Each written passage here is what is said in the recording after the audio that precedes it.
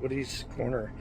I'm out here in the Monaco, the 2008 Monaco Dynasty Signature 4, and I'm going to be working on, turn this around here, I've been working with Wade RV. I got their template for having, an entry carpet on the steps here, but also all this area here.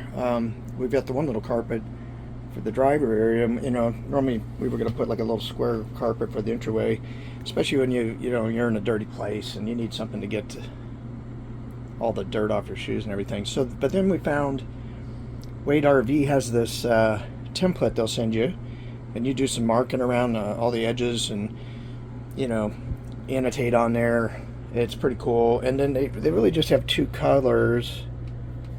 This is the brown that we're going to go with, and you can see the brown versus the black. And with our tannish interior, we figured this brown will look better. It's got kind of a rubber backing. You can see it's pretty firm, and that normally would be all you need to kind of keep it from sliding and stuff. But they do say, if you have tile like we do, you can use Velcro, in certain spots to help hold it down. So we'll see. But just kind of getting started. They basically sent a Visqueen, template. I haven't opened it up and tried it yet, but and then there's a form you fill out. Pretty straightforward. And you ship it back to them. You can tell. Just go ahead and show the pricing here. It's not cheap, but I think if you got a quality rig and you want a quality entryway carpet, this is the way to go. So all said and done here with shipping, plus I paid $50 already. The total was $469 now. So anyway, it's an option. I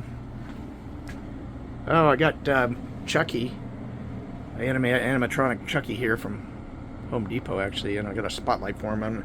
I always put something up here in the front seat for the season, if it's our sitting Santa for Christmas time, and typically if it had a skeleton up here probably for Halloween, but I'm going to have him standing, and the height is 3.5, so it's perfect with the big window here.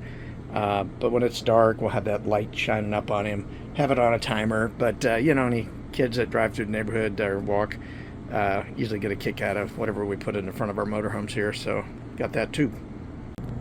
So I used a little blue tape to just try to hold it down. You can tell it's not like perfectly flat with the folds and stuff, so kind of got to take that into consideration when you go around.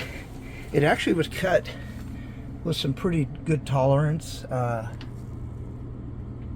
you can see it's not perfectly even. So as I go around, and even here I had the overlap, which meant over here against the wall I didn't have as much. So they have indications, using arrows, and you measure like how far from the edge to the wall you need extra because you have those gaps. But overall it cut pretty good tolerance. Like I said, all around here, a little piece goes all the way up under there, and stabbed up here, and then it goes under the chair.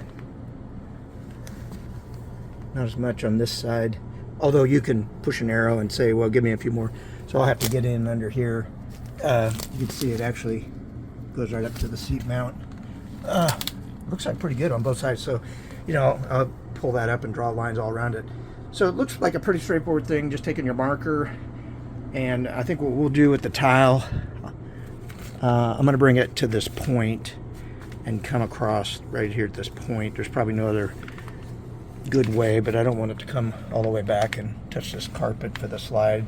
So I think ending right here is going to be good, and then I'll see how far under the chair and behind the chair that we'll go. I mean, I'm thinking I'm not gonna try to wrap it, but I'll take a look at that. We'll see. Anyway, on to the next steps. Just had my wife come out. She's the expert, just to get second opinion. But what we both agreed for our setup,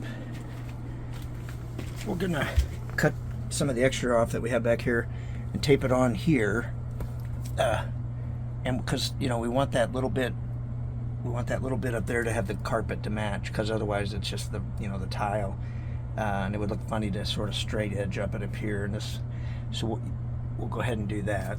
And then as far as how far to bring it back, yeah, she agreed that, you know, with the crisscross of the tile, we'll just take it right to the point. It gives us a nice cut, gives us a few inches to spare before the carpet of the tile, I mean the slide. So yeah, it's just going to be, you know, across here like this, hit the tile, and end right there pretty much where the mount plate is under the seat. So that'll give me this section here. I'll cut this right now, and that'll be what I tape on up there to give the extended design. So yeah, I think we'll be real happy with that.